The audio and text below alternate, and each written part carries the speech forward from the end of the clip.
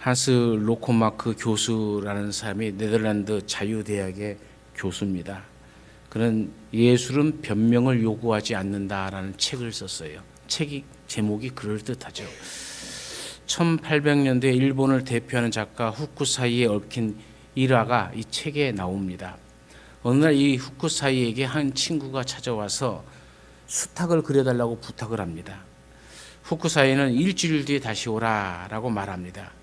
일주일 후에 다시 찾아갔더니 이번에는 2주일 후에 오라 이렇게 얘기를 하죠. 그래서 2주일 후에 다시 찾아갔더니 이번에는 2달 후에 오라고 얘기합니다. 그렇게 한 것이 3년이라는 세월이 지나버렸어요. 친구 입장에서는 야, 치사하게 내가 수탉 한 마리 그려달라고 그것밖에 요구한 게 없는데 3년 동안 일주일 뒤에 오라, 2주 뒤에 오라, 3주 뒤에 오라, 2달 후에 오라. 그러더니 3년이 지났다가 이런 못되는 먹은 친구가 있나. 내가 오늘 가갖고 오늘도 안 그려놨으면 한바탕 하고 오겠다는 마음으로 갑니다. 그리고 그날도 친구에게 다 그렸냐고 부탁했더니 아직 못 그렸다고 한 2달 뒤에 다시 오라고. 그러니까는 이제 친구 화를 냅니다. 그 친구의 화난 모습에 후쿠사이는 아무 말 없이 종이와 붓을 가져와서 일순간에 수탉을 그렸습니다. 그 수탉이 마치 살아있는 것처럼 완벽하게 그려진 수탉이었죠. 그림은 좋았지만 친구는 화가 난 거죠. 이렇게 쉽게 잘 그릴 수 있는 것을 왜 3년이나 나를 기다리게 했느냐고 하면서 따졌습니다. 그럴 때 후쿠사이는 말없이 친구를 자기의 화실로 데리고 갑니다. 그리고 그곳에서 이 후쿠사이가 3년 동안 습작한 수탉 그림이 산더미처럼 쌓여 있는 것을 보여주었습니다. 예술가로 살려는 사람은 예술적인 재능이 필요합니다. 그러나 재능만으로는 부족하죠. 예술은 끊임없이 훈련하고 노력할 때에 완성될 수가 있는 겁니다. 나아가서 참다운 예술가로서 살아갈 수가 있게 되어지는 것이죠. 우리의 구원도 마찬가지입니다. 우리가 예수 그리스도를 통해 얻은 구원은 세례를 받고 교인이 되었다고 해서 완성되는 것이 아닙니다. 그리스도인이라는 이름이 있다고 해서 그리스도인다운 삶을 사는 게 아닙니다. 그리스도인답게 살려면 경건을 연습해야 됩니다. 다윗도 마찬가지 아니었습니까? 다윗이 언제 왕다운 왕이 되어집니까? 사무엘이 그의 집에 찾아와서 기름을 부었을 때 그 13살 나이 때입니까? 아니면 17살 때에 17년의 방랑 세월을 마치고 헤브론에서 왕으로 등극할 때입니까? 다윗은 왕이 된 후에도 한결같은 마음으로 믿음을 지키고 주님의 뜻을 물으며 하나님의 마음에 합한 사람으로 살았기 때문에 왕다운 왕으로 평가를 받게 되어진 것이죠. 자격을 얻는 것보다 더 중요한 것은 자격에 합당한 삶을 살아가는 것이죠. 우리가 끊임없이 믿음으로 전진할 때 비로소 그리스도인다운 삶을 살게 되어집니다. 만약 우리가 십자가에서 값없이 주신 그 구원으로 만족한다면 웅덩이에 고인 물이 썩듯이 우리의 믿음도 본질을 잃고 썩어 냄새가 날 것입니다. 그러나 날마다 하나님의 부름 앞에 자신을 비워 십자가에 못 박는다면 아름답고 풍성한 삶이 펼쳐질 것입니다. 사도 바울은 눈에 보이는 것에 만족하지 않았습니다. 바울의 진정한 목표, 그것은 하나님을 닮아가는 그 목표를 세우고 그 믿음으로 그의 인생을 경주하는 인생으로 살았습니다. 구원받은 자가 아니라 구원을 이루어가는 자, 완성된 자가 아니라 완성을 이루어가는 자, 완벽하게 지어진 자가 아니라 지어져 가는 존재로서의 끊임없는 자신을 살피며 살아갔습니다. 오늘 우리가 바울에게서 본받을 신앙의 덕목이 무엇이겠습니까? 그 첫 번째가 바울은 하나님께 붙잡힌 바 된 사람이었다는 것이죠. 바울은 자신이 목표를 세운 게 아니라 하나님께서 세워주셨다라고 말합니다.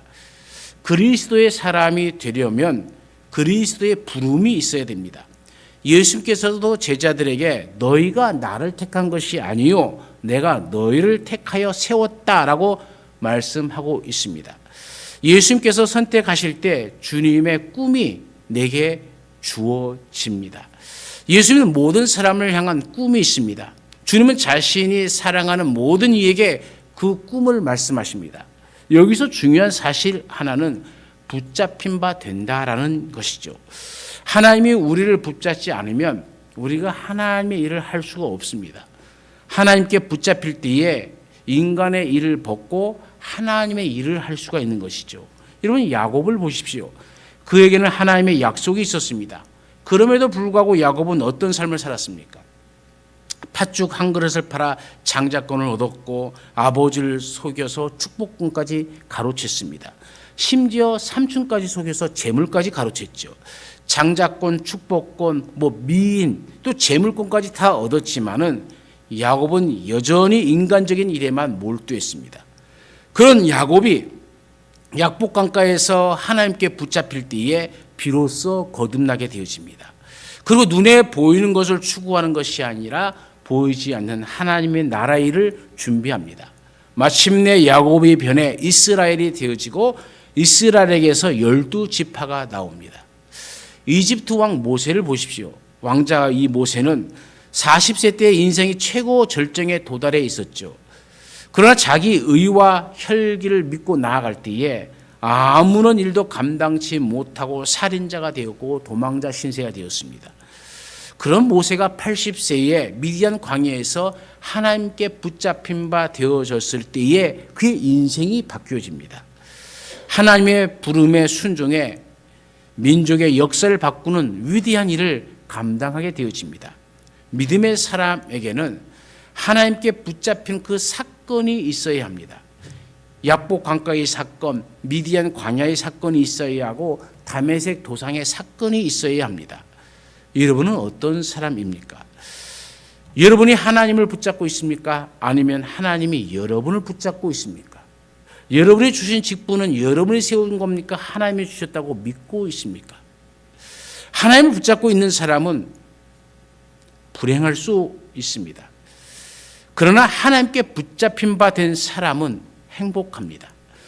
바울은 하나님을 붙잡기 위해서 애썼습니다. 율법으로는 바리새인이요 열심으로는 교회를 핍박하는 자였습니다. 그러나 막상 하나님을 만났을 때에 주님께서 하신 말씀은 왜 나를 핍박하느냐라고 안타깝게 말씀하셨습니다. 그의 음성을 들어야만 했습니다. 하나님을 위한 이 바울의 열심이 도리어 하나님께 걸림돌이 된 것이죠. 그의 방법이 잘못되었기 때문입니다. 행위로 하나님을 붙잡으려고 했기 때문이죠. 스트로우맨이라는 청년이 기독 청년 7,000명을 대상으로 설문조사를 했어요. 설문 중에 당신이 하나님께 인정받으려면 무엇이 필요합니까? 라는 항목이 있었습니다. 그 질문에 응답한 사람 60% 이상이 선행을 해야 됩니다 라고 대답을 했죠.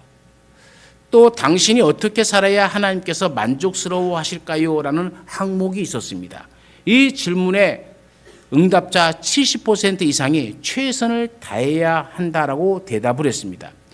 여러분, 이 설문 결과는 무엇을 증명합니까? 현대 교회, 지금 우리의 교회가 이 공로주의에 만연해 있다는 사실을 보여줍니다.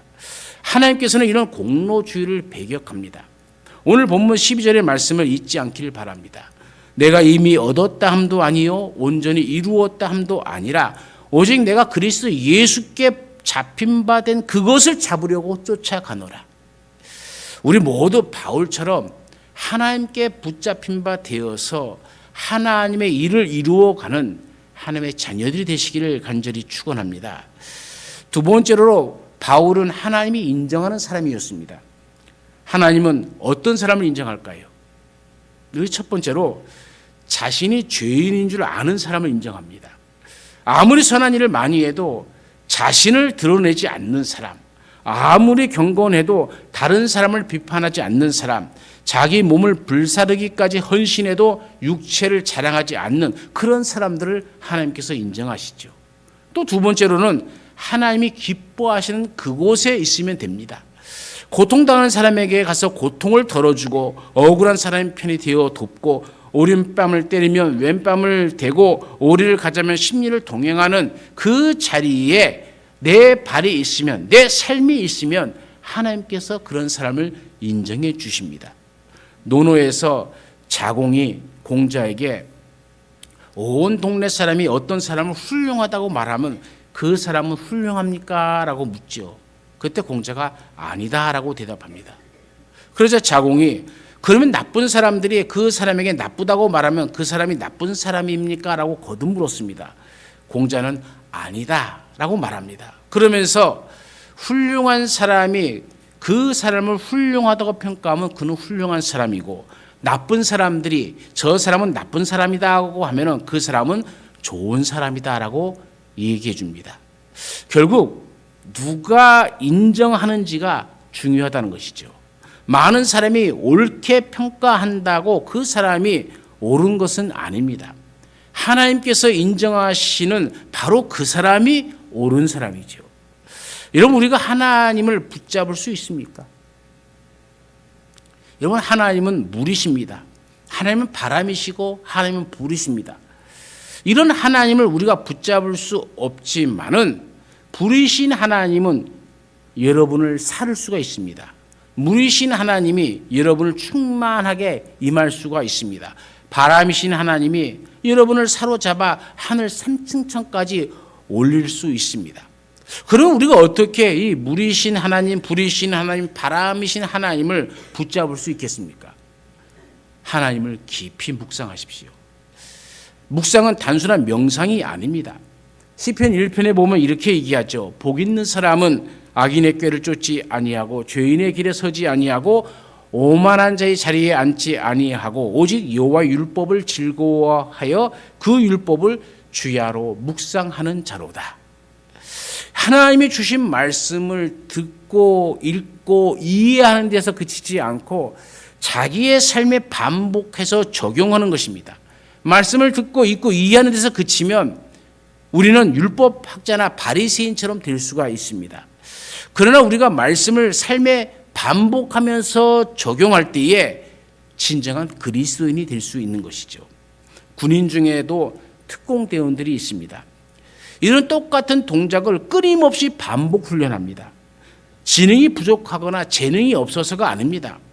어떤 상황 속에서도 실수 없이 행동하기 위해서 수없는 동작을 맨날 며칠이고 몇 년이고 계속적으로 아침에 눈을 뜨면 반복합니다. 여러분, 성악가가 어떤 여건에서도 당황하지 않고 노래하기 위해서는 1만 번 이상 반복 훈련이 필요하다고 합니다. 왜 우리가 하나님의 말씀을 반복해서 들어야 합니까? 왜 이미 알고 있는 말씀을 다시 듣고 또 읽고 또 묵상해야 합니까? 그것은 의식적인 경지를 넘어서 본능적인 그리스도인이 되기 위해서죠. 어떤 상황 속에서도 말씀 앞에 본능적으로 순종하는 그리스도인이 되기 위해서입니다. 매일 말씀을 묵상하고 그 말씀을 내 삶에 적용시켜 나갈 때에 우리는 본능적인 그리스도인이 되어지는 것이죠. 본능적 그리스도인이 누리는 복이 무엇입니까? 저는 시냇가에 심은 나무가 시절을 쫓아 과실을 맺으며 그 잎사귀가 마르지 아니함 같으니 그 행사가 다 형통하리로다. 시편 1편에 기록된 복이 오늘 여러분의 삶에 이루어지기를 간절히 축원합니다. 여러분 보십시오. 오늘 이제 대강절이 시작입니다. 우리가 대강절을 하면은 또 크리스마스가 갖고 오면 마리아 이야기를 많이 하죠. 마리아가 몸에서 이상한 기운을 느끼고 놀라서 하나님께 부르짖을 때에 천사가 나타나서 성령으로 잉태된 사실을 알려주었죠. 그때 마리아가 뭐라고 얘기합니까? 주의 계집종이오니 주의 말씀이 내게 이루어지이다. 이런 고백을 합니다. 우리도 말씀을 품고 이와 같은 고백을 하면서 살아가야 됩니다. 주의 종이오니 주의 말씀이 내게 이루어지이다. 이 말씀이 오늘 나의 말씀이 되어져야 되는 것이죠. 내가 기분 나쁘다고 안 하고 이것 없다고 안 하고 저것 없다고 안 하고 그래서 일을 하려고 하면 안 도와준다고 원망하고 불평하고 그것은 주의 종들이 하나님의 자녀들이 해야 할 일이 아닙니다. 그저 어떤 상황 속에서든지 우리는 이와 같은 고백을 해야 됩니다. 주의 종이오니 주의 말씀이 내게 이루어지이다. 이 고백의 삶이 바로 여러분의 삶이 되어지기를 간절히 축원합니다. 세 번째로 바울은 미래를 향해 전진하는 사람이었죠. 과거는 이미 지나갔습니다. 지난 과거는 잘된 일도 있고 잘못된 일도 있죠. 잘된 것에 집착하면 자랑이 되고 교만이 되어집니다. 과거 잘못된 일에 집착하면 올무가 되어지고 나를 꼼짝 못하게 하는 감옥이 되어져 버리는 것이죠.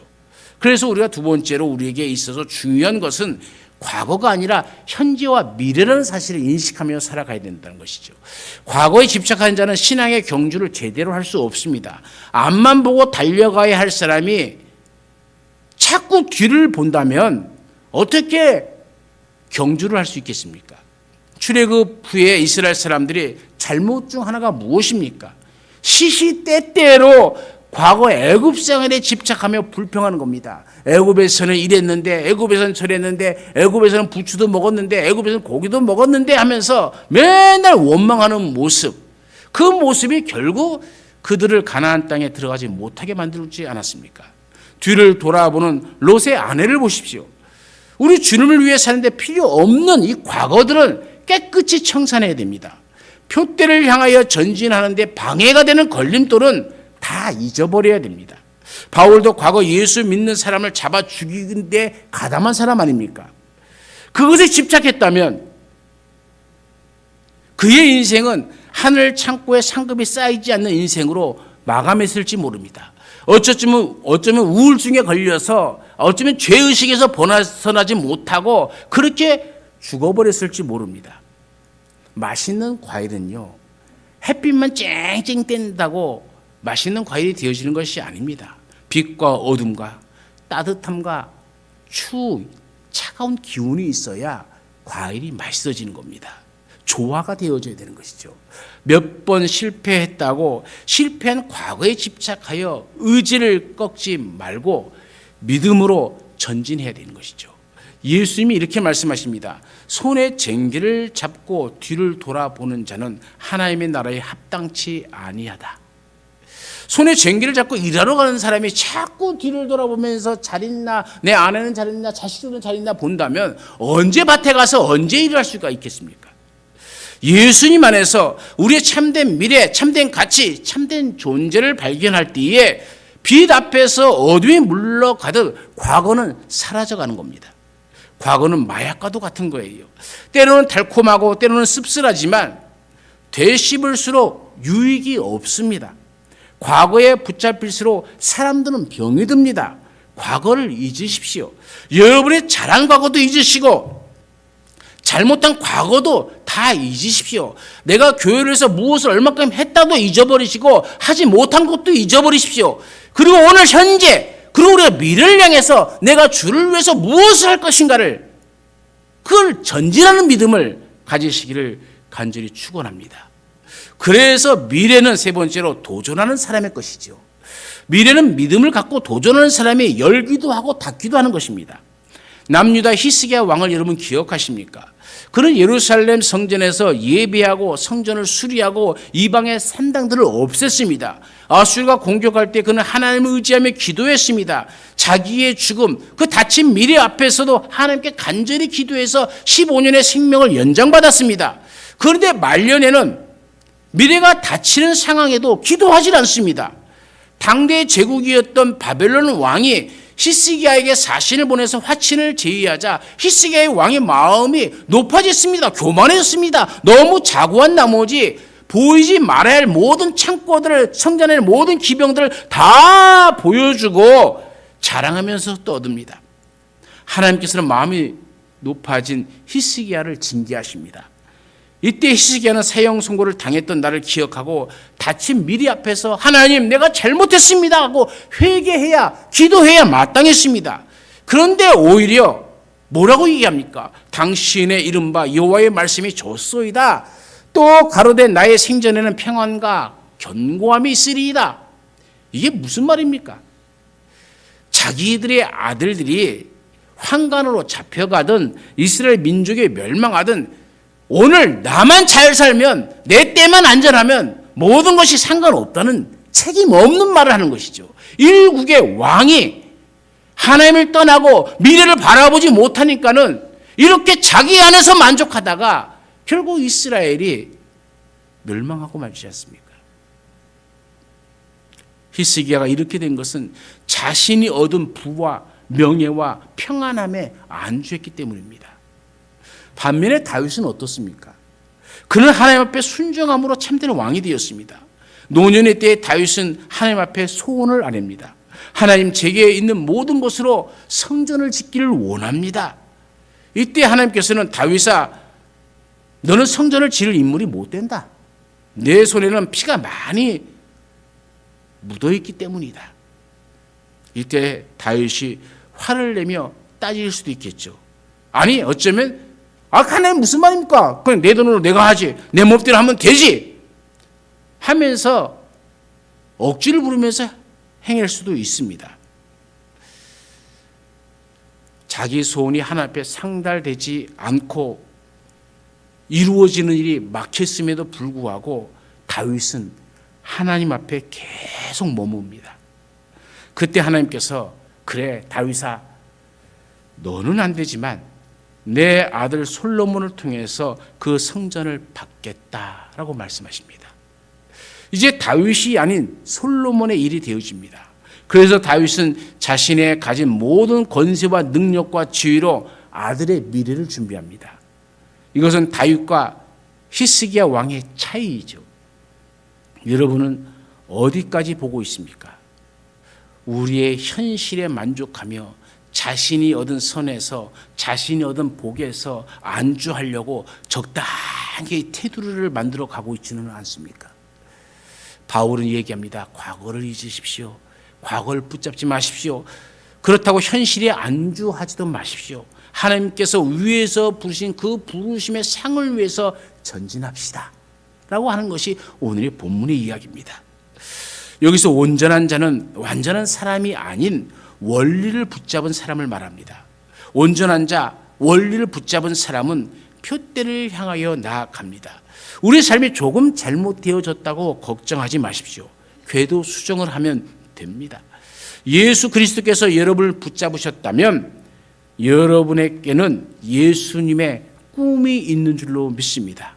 예수님의 뜻이 있고 예수님의 일이 있습니다. 이 사실을 확실히 믿으시고 믿음으로 전진하시기를 간절히 축원합니다. 네 번째로 바울은 영원한 곳에 우선순위를 두며 살았습니다.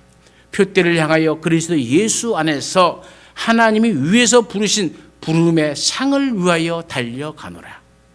부름의 상을 위해서 달려간다 얘기합니다.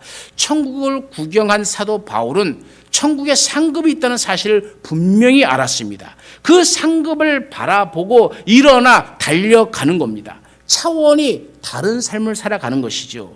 군뱅이의 유친과 나비는 그 삶의 차원이 다르지 않습니까? 달려간다. 이 디오코라는 헬라어라는 말은 경기장에서 달리기 하는 이 선수가 열심히 추적하며 달려간다는 것이죠.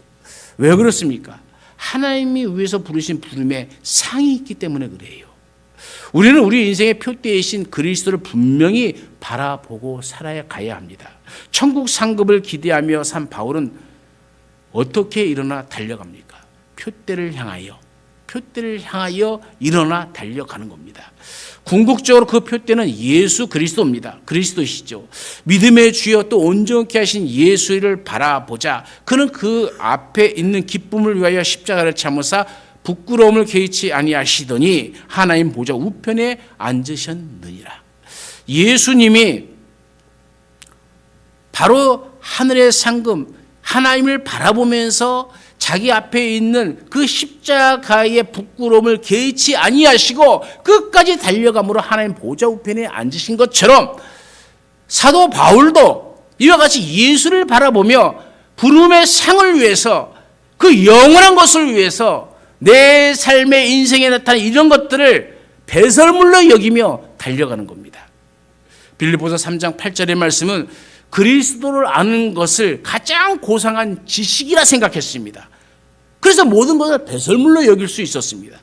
하나님이 우리에게 주신 가장 큰 상급이 무엇입니까? 돈입니까? 명예입니까? 권력입니까? 아닙니다. 독생자 예수 그리스도십니다. 예수님을 통해 죽음에서 살아나고 예수님을 통해서 죄를 이기고 예수님을 통해서 진정한 평안을 누리는 것이죠. 바울이 감옥에서도 견딜 수 있고 희망과 기쁨에 부풀어 살 수 있었던 것은 바로 예수님이 있었기 때문입니다. 우리가 억울함 당할 때, 외면받을 때, 우리의 자존심이 손상이 왔을 때, 수치를 당했을 때, 또 실패했을 때 낙심하고 포기하지 말고 나를 위해 십자가를 지시고 돌아가신 그 십자가에서 달리신 그 예수님을 바라보시기를 간절히 축원합니다. 그러면 어떤 경우라도 기쁨을 가지고 다시 일어나 달려갈 수 있습니다. 바울은 이런 어려움과 고난, 실망한 일이 있음에도 감사하며 기쁨으로 기도합니다. 서로 다투고 보기 싫은 성도가 있어도 자신의 인생을 다 쏟아 부어서 기뻐하고 기뻐합니다. 우리도 어떤 상황 속에서도 흔들리지 말고 바울처럼 기뻐할 수 있기를 바랍니다. 하나님이 내게 주실 천국 상급을 기대하면서 오늘을 사시기를 간절히 축원합니다. 이제 마지막으로 말씀을 드립니다. 다섯 번째로 바울은 열정적으로 살았습니다. 21번의 법칙이란 말이 있습니다. 무엇을 자신의 것으로 삼고자 하면 최소한 21번 연습해야 된다는 얘기입니다. 이거는 공군 조종사가 모의 훈련을 몇 번 하는 것이 실전에서 가장 효과적인가를 알기 위한 조사에서 나온 법칙이 21번의 법칙입니다. 늘 남보다 뒤떨어진 의식에 발목 잡힌 사람에게는 100번의 법칙이 있습니다. 이 법칙을 적용해야 됩니다.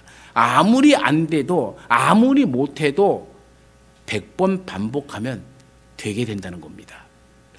거머리가 달라붙으면 전류를 흘려보내서 감전시키는 실험에서 거머리는 떨어지고 붙고를 반복하다가 100번째에는 더 이상 안 붙는다고 그래요. 기억력이 없는 거머리도 100번 하면 학습이 되어져 갖고 여기 붙었다간 전기가 와. 그래서 붙지 않는다는 거예요. 이것이 바로 거머리를 통해서 얻은 100번의 법칙입니다. 여러분, 아무 지식이 없는 거머리도 100번에 통과했다면 사람이 100번 반복하면 못할 일이 뭐가 있겠습니까? 사람은 포기라는 것을 너무 빨리 하기 때문에 안 되는 것이죠. 또 습관과 관련해서는 10년의 법칙이란 말이 있습니다. 이것은 어떤 분야에서 최고 수준의 성취에 도달하려면 최소 10년 동안 집중적인 준비를 해야 한다는 것이죠. 한 번 실패했다고 포기하고 좌절해서는 안 된다는 겁니다. 성공하는 사람들의 열정 포트폴리오라는 책이 있어요. 다양한 분야에서 지속적으로 성공한 전 세계 200여 명의 사람들의 인생을 통해서 지속적인 성공 비결을 소개하고 있습니다. 여러분이 이 세상에 아는 모든 성공한 사람들이 이 책에 보면 다 나옵니다. 10년에 걸쳐 그들을 인터뷰한 결과 이들에게 자주 나타나는 행동과 이 사고 방식의 패턴을 찾아냈어요. 그리고 그것들을 하나로 묶어주는 공통점을 도출해냈는데 그것이 다름 아닌 열정이었다고 합니다. 지속적인 성공을 거둔 사람들은 자신에게 소중한 의미와 가치를 열정을 가지고 지속적으로 추구한 사람들이라고 얘기합니다. 어떤 것을 이루는 사람들은 대부분 열정적인 사람들입니다. 열정을 가지면 절망적 상황도 희망의 걸음이 되어집니다. 바울이 고백하죠. 고린도후서 4장 8절부터 9절까지 뭐라고 얘기합니까? 우리가 사방으로 우겨싸임을 당하여도 쌓이지 아니하고 답답한 일을 당하여도 낙심치 아니하며 박해를 받아도 버림받지 아니하며 거꾸로짐을 당하여도 망하지 아니한다라고 얘기합니다. 우리가 다시 일어날 수 있다는 얘기입니다. 어떤 어려운 속에서도 나는 쓰러지지 않는다. 나는 넘어지지 않는다. 주저앉지 않을 것이다. 하나님을 믿는 믿음으로 나는 과거에 얽매일 수 없다. 나는 오직 하나님을 믿는 그 부름의 상을 위해서 나는 오직 전진할 뿐이다. 이게 바울의 열정이죠. 21번 해서 안 되면 100번 해보는 겁니다. 100번에서 안 되면 최소 10년은 도전해 보는 겁니다. 열정을 가지고 흔들림이 없이 나아갈 때 이 사람들은 반드시 일어선다는 것이죠. 그래 우리 모두가 저는 천국의 상급과 또 이 땅에서 소망이 하나님 안에서 이루어지기를 간절히 바랍니다. 무엇보다 여러분 열정을 품으십시오.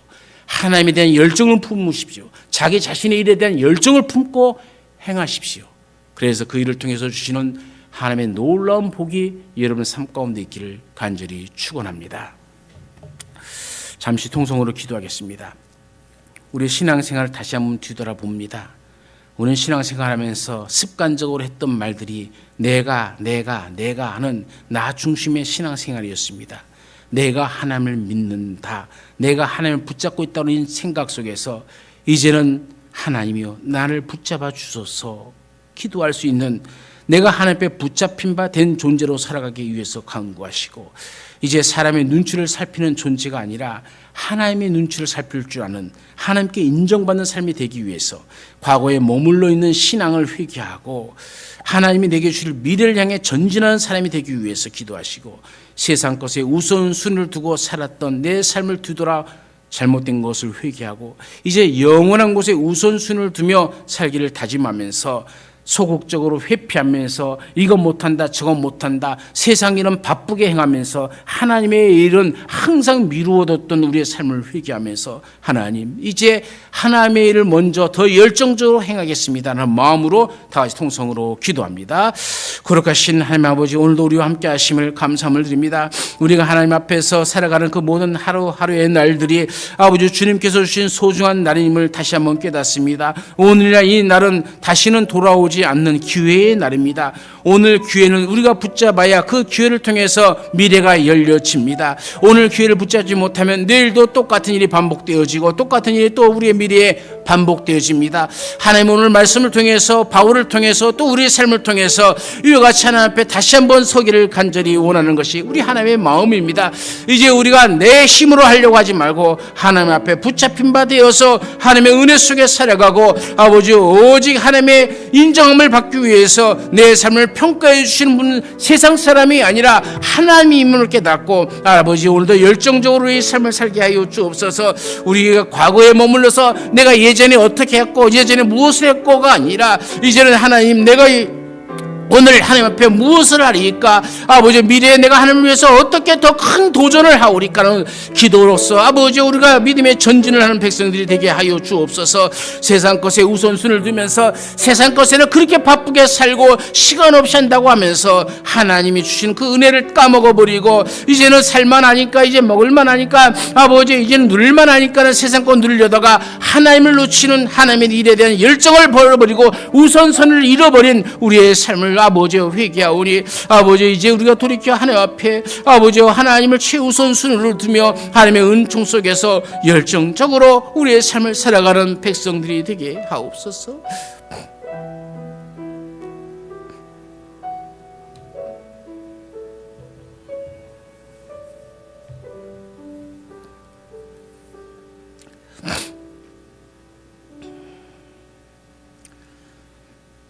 내가 잡은 줄 착각하지 말고 하나님 앞에 잡힌 바 되어서 살아가는 내 삶이 되게 하옵소서. 표대를 향하여 하나님이 주신 그 부름의 상을 위해서 우리가 오늘도 부지런히 또 열심히 살아가게 하옵소서. 과거에 내가 무엇을 했다가 내 자랑거리가 되지 말게 하시고 무엇을 못했다가 죄의식에 사로잡힌 내가 아니라 과거는 다 흘러보내고 오늘이라는 이 귀한 시간에 우리가 하나님 앞에 붙잡힌 바 되어서 미래를 향해 전진하는 삶이 되게 하옵소서. 부름의 상, 그 영원한 것에 우선순위를 두고 세상 것에 바쁘며 살아가면서도 우리가 하나님의 일에 대해서는 바쁘게 행하지 않고 세상의 직장은 매일 출근하면서도 하나님의 저는 일주일에 한 번 찾아오는 것으로 만족하는 삶이 어떻게 하나님 앞에 우선순위를 두고 사는 삶이라 고백할 수 있겠습니까? 아버지여, 우리의 하나님을 향한 식어진 열정을 회개하오니 용서하시고, 우리가 더욱더 하나님을 향한 이 열정으로 불타오르는 삶이 되어서 우리의 삶이 하나님 앞에 인정받고 하나님이 주시는 그 모든 은총과 복을 누리는 삶을 살게 하옵소서. 언제나 우리와 함께 하시는 예수님의 이름으로 감사하며 기도드리옵나이다. 아멘.